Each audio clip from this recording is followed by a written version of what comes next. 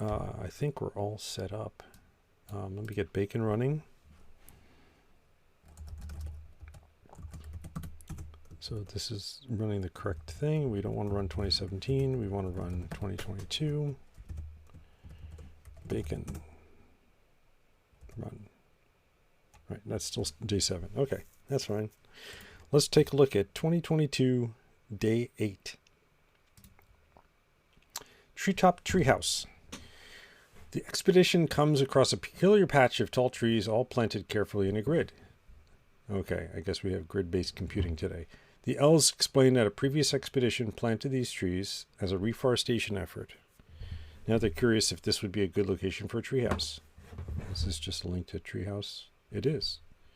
First, determine whether or not there is enough tree cover here to keep a treehouse hidden. To do this, you will need to count the number of trees that are visible from outside the grid when looking directly along a row or column.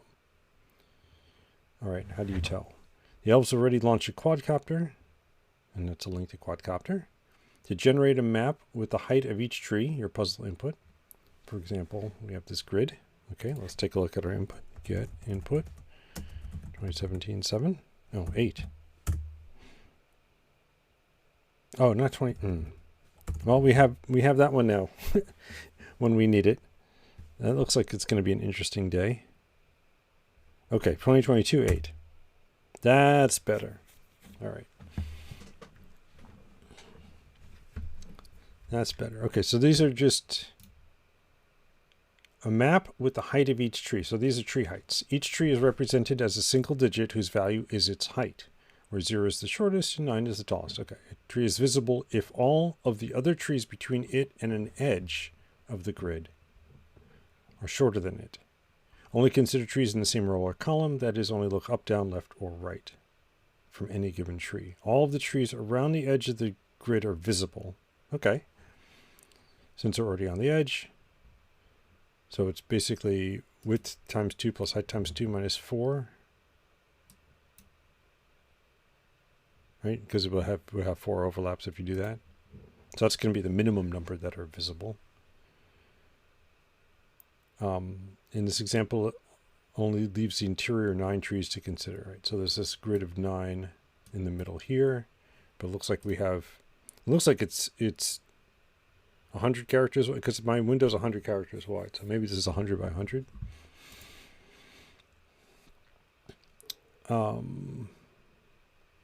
Right, only leaves the interior 9 trees to consider. The top left is visible from the left and the top. Okay. It isn't visible for the right or the bottom, since the other trees of height 5 are in the way. Okay, I think I understand. The top middle 5 is visible from the top and the right, but you can't see it from here because this 5 here is blocking it. Okay. All right, I think I understand the problem. What is the question here? How many trees are visible from outside the grid? All right. So basically we need to walk along the top row looking down, along the left column looking right, along the right column looking left, and along the bottom row looking up. All right. That's a little... Okay, so I think the hardest part of this puzzle is going to be the grid manipulation instead of anything else, because this all makes sense. We just loop until we hit a tree that's too tall or too small. Wait a minute. Let me just... Top right one is not visible in any direction.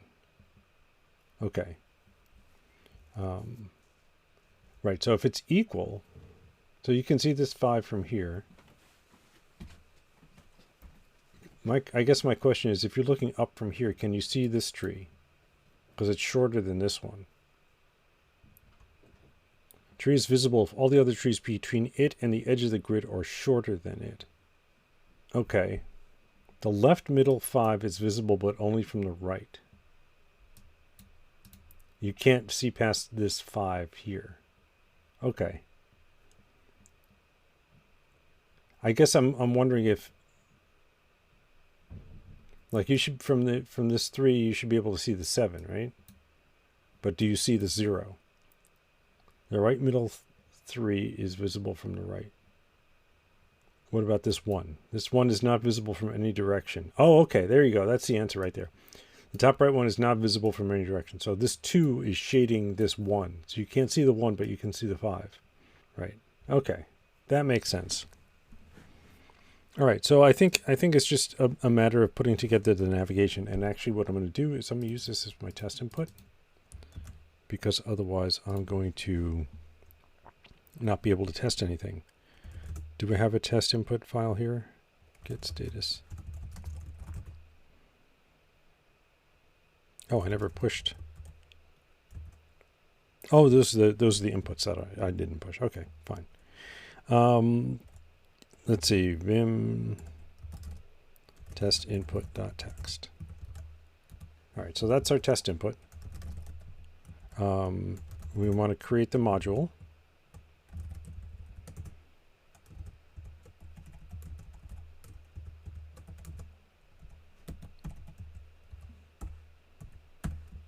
Right, there we go. Create this one. And day 08. And then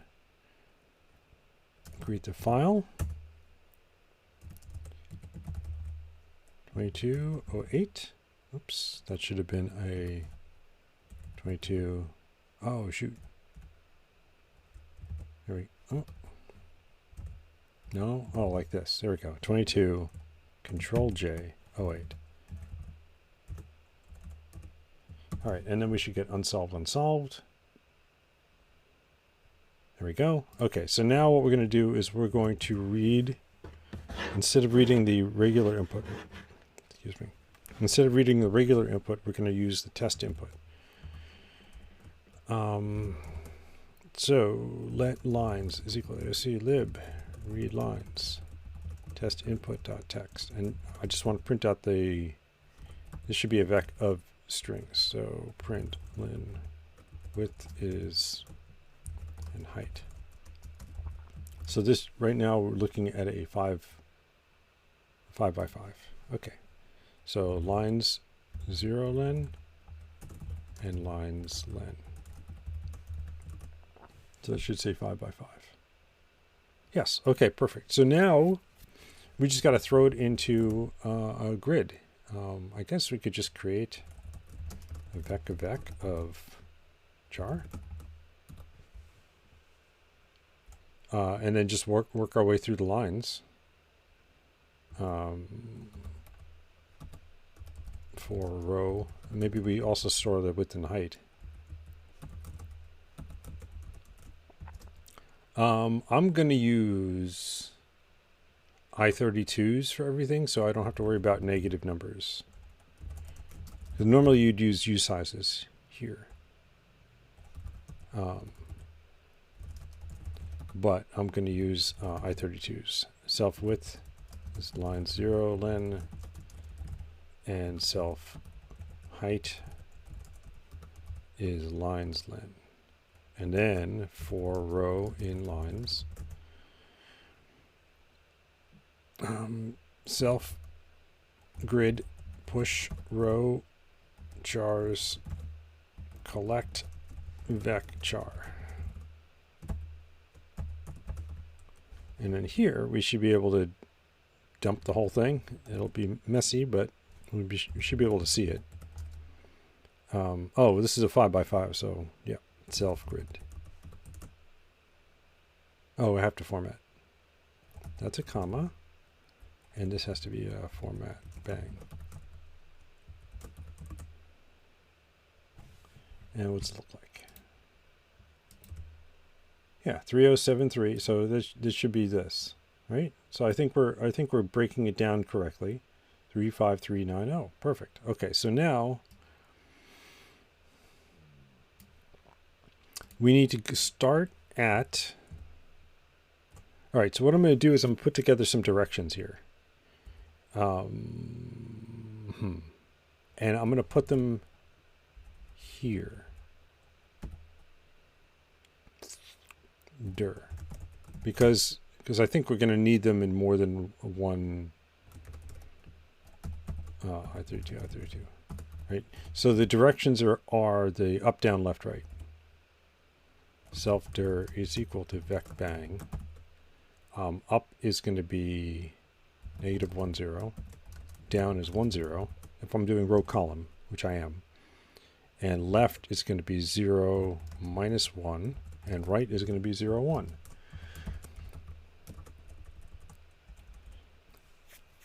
So now we just need to loop over every direction. So I basically start here and walk this way. And each time I walk this way, I got to look down 1. So that's what I'm going to do. And then we have to count up how many trees we see. So this we're going to say for the starting location, the step that we have to go for each start, right? So if we start here and we're going to work our way to the right, and then the direction we're going to search. I call it search, so it doesn't get confused with the other dir. And that's going to be in. So our starting location, we're going to start at the upper right. 0, 0. We're going to step to the right. Self dir 1. And we're going to search downward. Wait, this is up, down, left, right. So we're going to search to the right and downward. Self dir 1. That's actually kind of awkward. You know what we're going to do? I'm going to do it differently. Up, I32, I32. So I can just use words. And I'll just initialize them here. Up is going to be 0, negative 1, 0. Down, left, right. Down is going to be 1, 0. Left is going to be 0, minus 1. And right is going to be 0, 1. Okay, so now I can say we're going to search to the, we're going to step to the right and we're going to look downwards, self down. That's our first one. Our second one, we're going to start at the upper right, but now we're going to walk downwards and look to the right.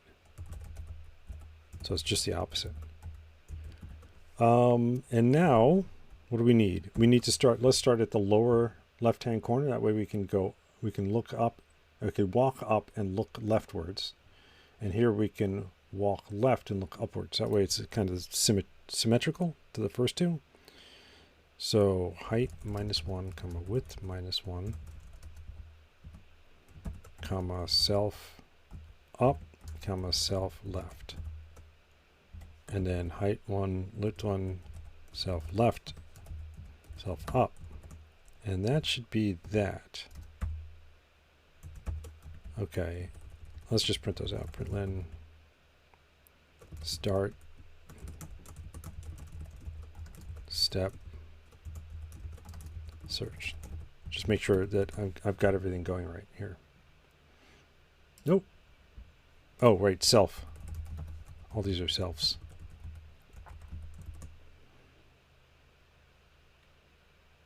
Oh, and these need to be debug out.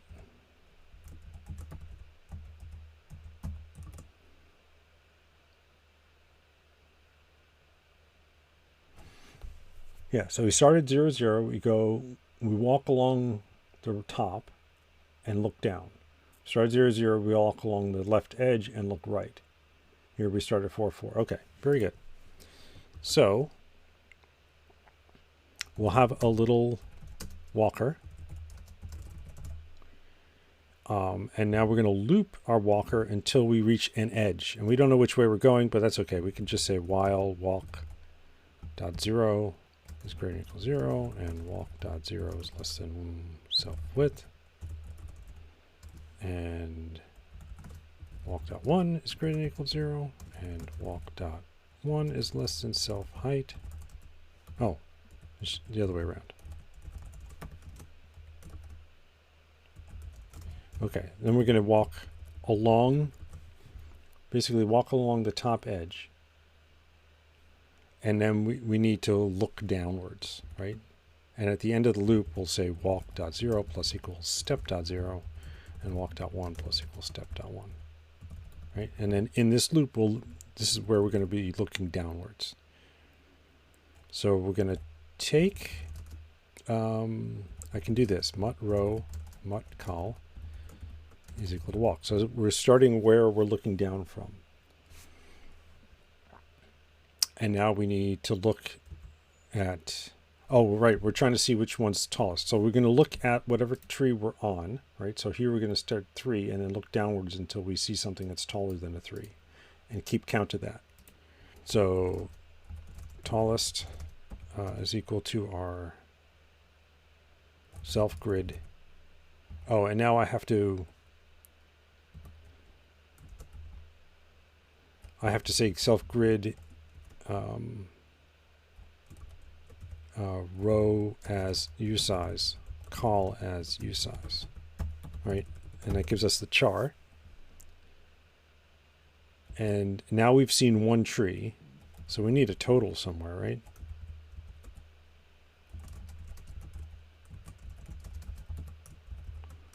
So we can say total plus equals 1. And then we say while tallest is less than 9, right? Because once we hit 9, we have to stop. And we say row plus equals search dot 0 and col plus equals search dot 1. We have to make sure we haven't walked off the edge of the map. Row is less than 0 or row is greater than height, self height, greater or equal to self height, or col is less than 0 or col is greater than equal to self width. Then we're going to break. Otherwise, we do a tree. We take a look at the current tree.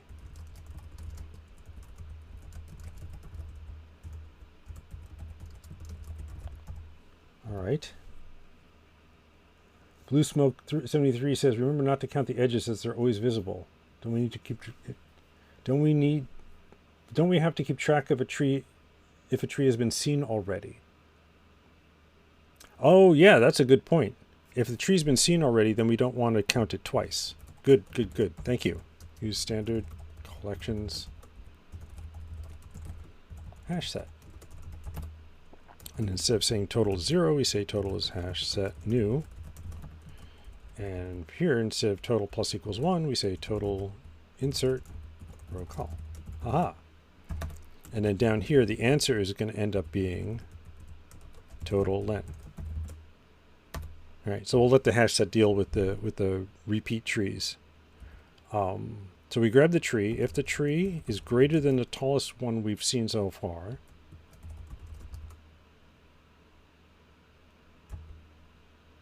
then total insert, then we can see it, row col, so we'll count it, and then we'll set the new tallest.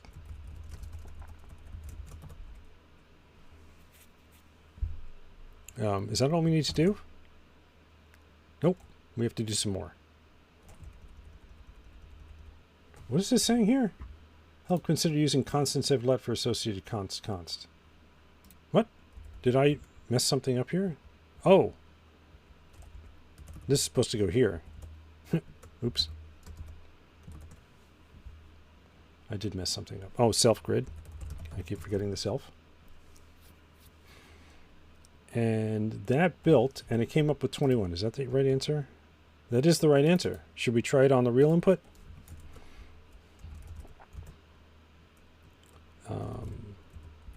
2022-08.text. 1818. Ta-da! Okay. Let's find out what Clippy thinks about the code. Clippy likes it. The only thing I'm bothered by is this here, but it does the trick, and it allows us to use these. I guess what I could do, maybe a better thing to do instead of doing it this way, instead of sticking it there, is just make it a, I'm going to do this now. I don't solve these things for time. I solve these things for fun. So I'm going to change all of these. Oops. To be const. Const. Okay. I guess We could do it that way and then just insert here. I-32, I-32.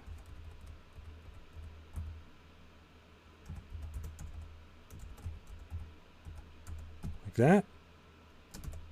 And then these need to be uppercase.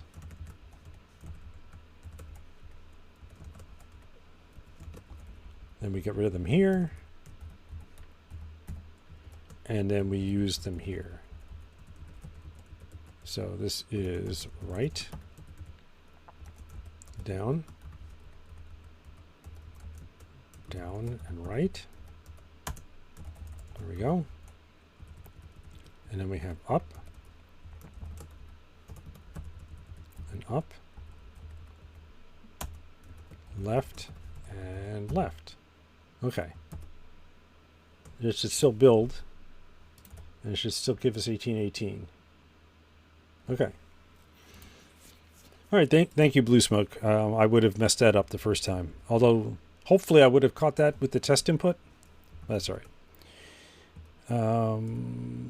I think we're good. Git status, git add source, git commit -m. I'll keep the test input.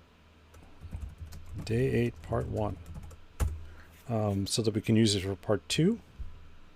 Because I'm assuming we're going to still do tree-based stuff for part 2.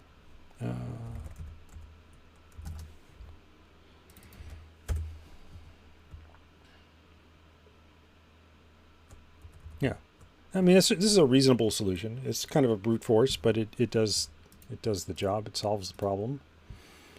Part 2. Content with the amount of tree cover available, the elves just need to know the best spot to build their treehouse. They would like to be able to see a lot of trees.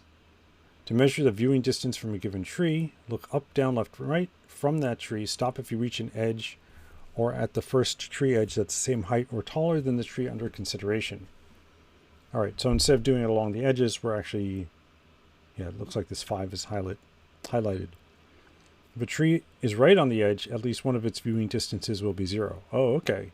So none of the edges will count as having decent viewing distances in those directions. So, okay. The elves don't care about the distant trees taller than those found by the rules above. The proposed treehouse has large eaves to keep it dry, so they wouldn't be able to see higher than the treehouse anyway. In the example above, the consider middle 5 in the second row. Looking up, its view is not blocked. It can see one tree of height 3. Looking left, its view is blocked immediately. It can see one tree of height 5. Looking right, its view is not blocked. It can see 2 trees. And looking down, it can see, these 2 trees. A tree's scenic score is found by multiplying together its viewing distance in each of the 4 directions. For this tree, this is 4. However, you can do even better. You can see the tree of height 5 in the middle of the 4th row. Looking up, left, down, right, it gets a scenic score of 8. So the scenic score is used to multiply all the values together. And that's kind of key here, right? Because if the tree is on the edge, one of its viewing distances will be 0, which means its entire scenic score is 0. So we can ignore all the edges while we're going through this stuff.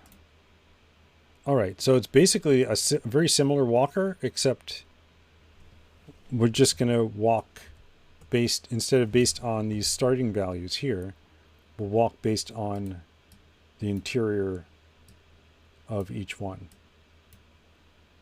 All right. And all we care about now is a max score, right?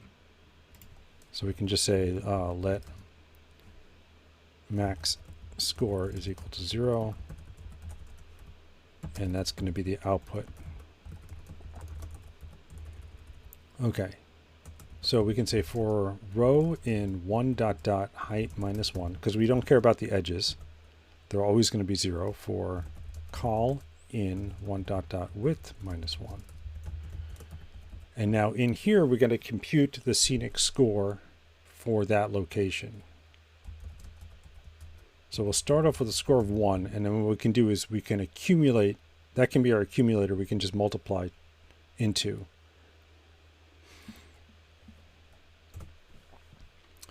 So we're going to go for each direction, up, down, left, right. Now these are just pairs of I-32s. And we come up with our walker again. Let walk is equal to locale.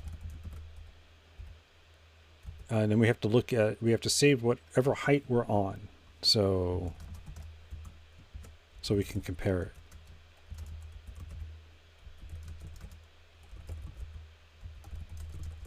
And that way we can find out, we'll stop once we find a tree that's equal to or greater than our current height.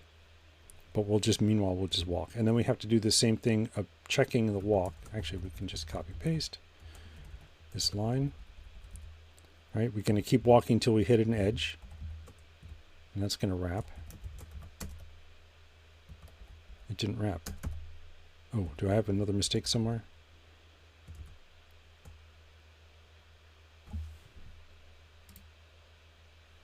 Oh, self.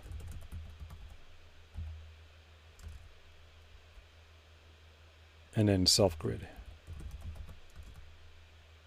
No, it still doesn't like it. And I want to run it because I'm not walking the walk.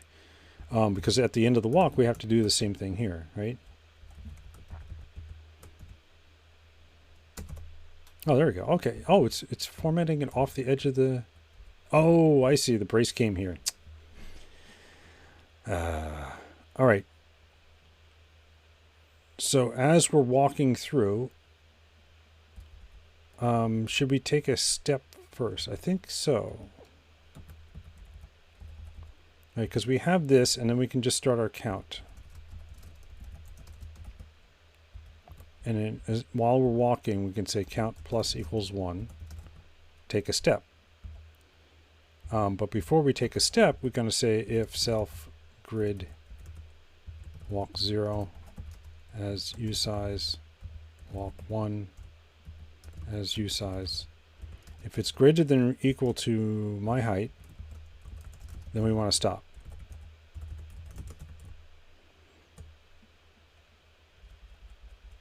Right? Okay. That does not build. Not found in the scope. Oh, we're endure, so I should call this step. Just to be consistent with the with part 1. Oh, count, right. I forgot. I'm trying to keep score here. So we got, after we've done the walk in that direction, we say score times equals count. Right? And then after that, we're going to keep track of the max score. Max score equals max score dot max score. That's a big number. Does that sound like a reasonable number?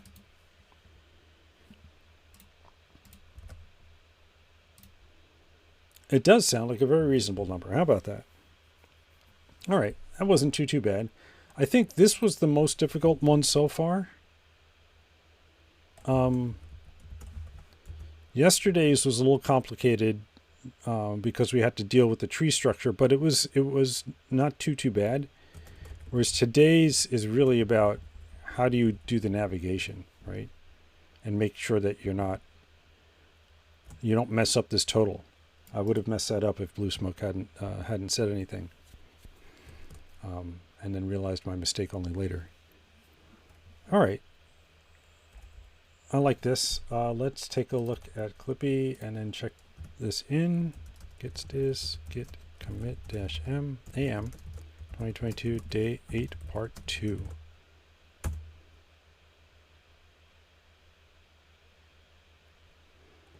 Okay, and we can remove the test input. We don't need that anymore.